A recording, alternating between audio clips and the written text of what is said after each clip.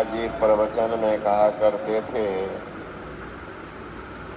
कि नदी किनारे घर किया, कर्जा कर कर खाए, करजदार जब मांगन आवे तो घुसक नदी में जाए। मतलब खूब कर्जा ले लो दूसरे से और नदी के किनारे में जाके बैठे रहना, घर बना के रहना। तैरने की कला लेकिन सीख ले, क्या होगा? कर्जा मांगने वाला आएगा तो तुम नदी में घुस जाना, निकलेगा ही नहीं तो मांगने वाला क्या करेगा? निराश होकर लौट जाएगा। लोगों ने कहा हुजूर यही बात है, कल के में रहस्य भरी बात है। हम कहाँ रह रहे हैं?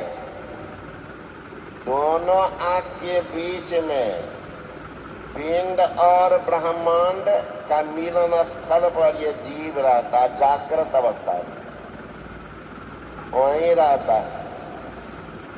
ये कर्जा कर कर खाए मतलब आप जो कर्म करते हैं, पाप से पाप कर्म बन गया है, आपको सिर धुन करके भोगना पड़ेगा। ये सोच रहे हैं कि हम कर्जा ले लिए, ठग लिए, धोखा दे दिए, मंदिर में जाके पूजा कर लेंगे, पाप कट जाएगा। कभी नहीं कटेगा, कभी नहीं कटेगा। कि सोच ले जितना आसान वह नहीं है। तब पाप कटने का स्थान है कहाँ पर? उपनिषदकार बताते हैं, शिरः का व्याले रुद्राक्षं विवरं चिंतयेत् यदा तदा ज्योति प्रकाश स्यादित विद्युत संप्रभा एतद् चिंतन मात्रेण पापानां संचयो भवेत् दुराचार्यपि पुरुषो लभतं परमं पदम। ईरा भगवती गंगा, पिंगला यमुना नदी, ईरा पिंगलियोर मध्य सुषमना च सरस्वती, त्रिवेणी संगमो यत्र तीर्थराजा स उच्यते तत्र स्नानं प्रकुर्वीत सब पापे प्रमुच्यते। ईरा पिंगला के बीच में है सुषमना। और स्पष्ट किए हैं उपनिषदकार, सिरह का पाली। सिर कहते हैं परमात्मा पर तक जहां तक बाल होता है उसको कहते हैं सिर। और उसके नीचे के भाग, भों के ऊपर जहां बाल नहीं उगता, बाल नहीं जमता, उसको कहते कपाल। ऐसे हम लोग सिर कपाल के बात समझते हैं, लेकिन आकाश जमीन का अंतर है। कहते कपाल के अग्रभाग में क्या है? रुद्राक्षं। अग्रभाग में क्या है? रुद्राक्षं। रुद्र का अक्ष, रुद्र कहते भगवान शंकर को, अक्ष कहते आंख को। वहां भगवान शंकर का तिरुनेत्र है और उस तिरुनेत्र में विवरण छेद, वो छेद पर दृष्टि के दोनों धार जाके जब टिक जाती है, कहते प्रकाश पुंज का उदय हो जाता है और वहीं पाप जल करके राख होता है। और फैक्ट्री कहाँ है? हम दौड़ रहे हैं गंगोत्री, जमुनोत्री, बद्रिकाश्रम, केदारनाथ, गोमुख, वृंदावन, मथुरा। हम जाएंगे तो पाप कट जाएगा। ऐसा होगा? लगी है आपको भूख, अब 10-20 रोटी पेट पर बांध लेंगे, भूख चली जाएगी क्या? लगी है प्यास, अब 2-4 घड़ा पानी सिर पर रख लेंगे, क्या चल जाएगी क्या? अरे महाराज, मांग कहाँ से थी वो देखना पड़ेगा। मांग तो भूखी अंदर से आई है, आप बाहर में दे रहे हैं। पाप है अंदर में, अधूर है बाहर में। भीतर मैल चहल के लागी, अब बाहर कब का धोबत है। बाहर में तो खूब ऐसा तेल, फुलीन, साबुन, शैम्पू खूब लपेट रहे हैं। बाहर तो साफ कर दिया, भीतर भीतर कौन चीज साफ कर रहे हैं? वही तो पाप है अंदर में, धोने जा रहे हैं बाहर। एक गांव में दो कुत्ता लड़ते झगड़ते एक कुआं में गिर गया। अब कुआं में गिर गया कुत्ता मर गया। अब कुत्ता मरा तो गंध आने लगी। गया पंडित जी के पास कि पंडित जी कुआं से बड़ी दुर्गंधी आती है, बड़ी दुर्गंधी आती है। तो क्या हुआ? कुत्ता गिर गया और मर गया। पंडित जी ने कहा चले जाओ, गंगा जल ला करके 10 बाल्टी इसमें डाल देना। गया वो लोग 10 का कौन 25 बाल्टी डाल दिया, फिर भी दुर्गंधी आ रही है। फिर गया पंडित जी के पास, पंडित जी दुर्गंधी तो आ ही रही है। पंडित जी ने कहा कि अष्टयाम कर दो दोबारा, और अष्टयाम कर दिया, फिर भी दुर्गंधी आ रही है। फिर जाके बोला पंडित जी अष्टयाम भी किए कि गंध कहाँ जा रही है, गंध तो बढ़ते ही जा रहा। अरे होम कर दो, एक बार होम कर दो। उसमें चंदन घृत सामग्री सब लिखा दिए कि इसी से होम करना। होम भी कर दिया। थोड़ी देर के बाद होम का जो धुआं उठा तो थोड़ी शांति लग रही थी, लगे गंध खत्म हो जाएगा। ये दर खत्म, अब दुर्गंधी दुगुना का। पंडित जी आप जितना कहते जा रहे हैं गंध दुगुना होते जा रहा है। तो हो ही नहीं सकता है, पानी डाला फलना क्या चलना। कुत्ता को कहाँ फेंका? कुत्ता कहाँ फेंके? कुत्ता तो कुएं में है। दोरे पागल का कुत्ता, कुत्ता है कुआं में। अष्टयाम कर रहे हो, तब होम जाप कर रहे हो, गंगा जल डाल रहे हो। अरे कुतवा को पहले कुआं से निकाल दो, फिर 10 बाल्टी पानी डाल दो, शुद्ध हो जाएगा। कुतबा भीतरे में आई पानी डाल दो। उसी तरह से पाप है अंदरे में।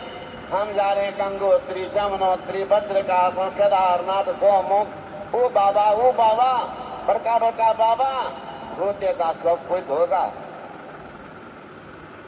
कोई नहीं धोएगा महाराज। ये कुतबा को जब तक नहीं निकालेंगे, भीतर में है मैल, उनको साफ करने का एक ही उपाय है। यदि चल समंग पापं विस्तीर्णं बहु योजनम विद्यते ध्यान योगेन नान्यो भेद कदाचन। पार के समान फैला हुआ पाप हो वो भी ध्यान योग से नष्ट होता है।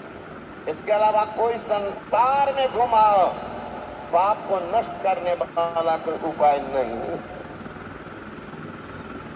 नष्ट करने नहीं। तो श्री संत महात्मा कहते हैं कि पहले उसको निकालो। वो निकलेगा कैसे? एकमात्र ध्यान से। ध्यान के बल गुरु महाराज जी कहते हैं काल मुख से नींबू के भागो, ध्यान के बल भाई रे। ऐसो अवसर खोई हो तो रोई हो पछताए। एकमात्र वही है। जुक्ति सीख लो, बिना जुक्ति के तो कुछ भी नहीं हो सकता। अरे मानव शरीर मिला ये बर्भाग्य है, सत्संग नहीं मिला ये आपके लिए अभाग्य है, जीवन के लिए अभाग्य है। अगर सत्संग मिल जाए तो मानव शरीर मिला बर्भाग्य है, सत्संग मिल गया अहो भाग्य है। सत्संग सुनकर अगर आपने दीक्षा ले लिया, नामदान ले लिया, तब तो सौभाग्य है। दीक्षा नहीं लिया तुम्हारे जीवन के दुर्भाग्य है। भक्त फूट गया। गुरु महाराज कहते गंगा जमुन जुगधार मदही सरस्वती बही फुटल मनुष्यवा के भाग गुरु गम नहीं लगी। मनुष्य का भक्त फूट गया। गरीबदास जी महाराज ने कहा करनी हो सौदा रे सखिया पसरल छले रे हटिया फिर ना मिला तो ऐसा न दाव उसर जेतोगे हटिया। दाया बाया गंगा जमुना बीच बहे सुख मना लगे फुटल मनुष्यवा के भाग गुरु गम नहीं लगी। फुटल मनुष्यवा के भाग धर्मी 84 जोनी मनुष्य के तन पाई अब की बेरिया जेबे हार नित्य सहबे विपतिया। विपत्ति तो आगे होगा, अभी तो पति कमा के ला देते हैं तो गरम गरम चलता पराठा भुजिया रे फलना के सब दिन ऐसा नहीं रहेगा। यही घर नहीं मिलेगा, यह पति नहीं रहेगा, यह पत्नी नहीं रहेगी, आपका पुण्य अधिक होगा, इससे बढ़िया पत्नी मिलेगी।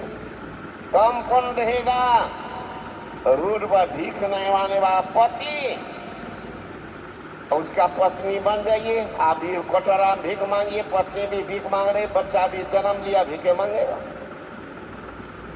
भीख मांगेगा। इसलिए संत कबीर साहब चेता देते हैं कि चेत जाओ कि फिर ऐसा नहीं मिलेगा। ऐसा देहाती भाषा में संत कबीर ने कहा अब की समैया जैचो मंगनी सुन गे सजनी सौदा कर एलिए अब मूलो गमलिए। अरे दुकान तो किया, पूंजी लगाया, अब पूंजियों को आपने खा गया तो दुकान चलेगा? दुकान नहीं चलेगा। अब जिनसे लिए हैं महाजन से उस पर कर्जा चढ़ेगा। उसी तरह से मानव शरीर मिला, कुछ तो किया नहीं। औरत होती है लक्ष्मी, और लक्ष्मी अशुद्ध है। कितना हो पति कमा के लाने दे, देखिएगा दुकान का पैसा बाकी है। कारण क्या हुआ? माता यदि हो अज्ञान पुत्र कैसे बने महान। अशुद्ध महिला घर में है, माता ही का दबाव दी, लक्ष्मी कहलाती है। लक्ष्मी अशुद्ध है। 9 बजे दिन तक सोएगी, अब बस झन पटक करके भोजन बनाएगी, जो भोजन करेगा उस पर प्रभाव पड़ेगा। मेवाड़ की रहने वाली है, राजस्थान, जनाबाई। जनाबाई बनाती थी गोईठा, बड़ी साधिका थी, उच्च कोटि की साधिका जनाबाई। तो गोईठा को बेचती थी, उधर कहते कंडा, अब इधर क्या बोलते हैं पता नहीं, बहुत जगह चिपड़ी बोलते। बिहार में लोग कहते हैं गोईठा और वहां कहते कंडा। तो बनाती थी, अब बगल वाली महिला वो चोरा ले। अब भोजन नहीं करेंगे तो भजन कैसे होगा? एक दिन दोनों महिला झगड़ गए। गोईठा की वो कहती हमारी चोराती, वो कहते नहीं हम चोराते हैं, हमको तो अपने गाय भैंस है। तुम तो रोड पर से 20 करके लाती हो गोबर, उससे बनाती है, ये है 10-20 को। अब उसी दिन एक सज्जन के मन में आई बात, महापुरुष के दर्शन करने मात्र से भी पाप का क्षय होता है। दर्शन मात्र से, हरे बिजली की नंगी तार हो स्पर्श कीजिए, पूछना पड़ेगा कि बाबा कैसा लगता है। अगर कोई नहीं छुए हैं तो अभी लाइन है, एक बार नंगी तार को जाकर छू के पूछिए कैसा लगता है। अरे बिजली की नंगी तार छूते ही वह करंट शरीर के खून को सुख लेगी। दिव्य आभा से परिपूर्ण महापुरुष को शुद्ध मन से छू लेंगे तो आपके पाप को सुख लेंगे, इसीलिए लोग कपार सटाते हैं।